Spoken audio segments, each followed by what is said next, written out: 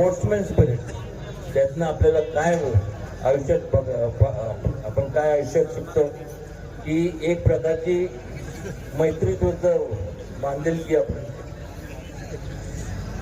जे जिंकले ते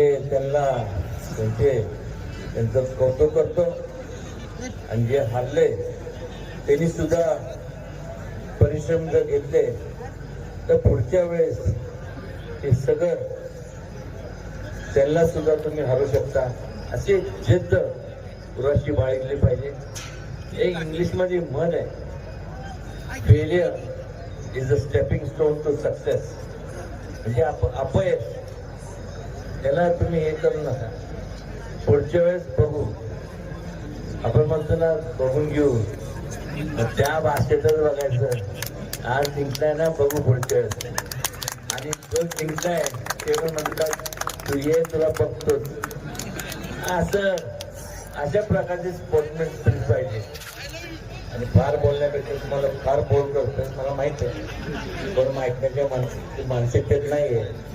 सगळ्यांना त्यांचे प्राईज पाहिजे आणि म्हणायचं की बस झालं, वेळ भरपूर झालाय, त्याला आम्हाला जाऊन दे घरी.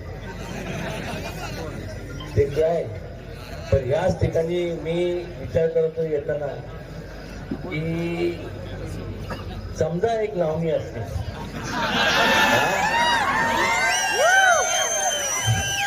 म्हणजे मॅचेस नंतर, मॅचेसच्या वेळेस नाही, नंतर मॅच ग्राउंड वरती कोण बोंबलायला गेलो नसतो. तुम्ही काय म्हणतात, वाजले की 12, जाऊनले की घरा. आता 1 वाजलंय, त्यामुळं आपण आपलं 25 समारंभ पार पाडू. आपण सुद्धा घरी जाऊन झोपा.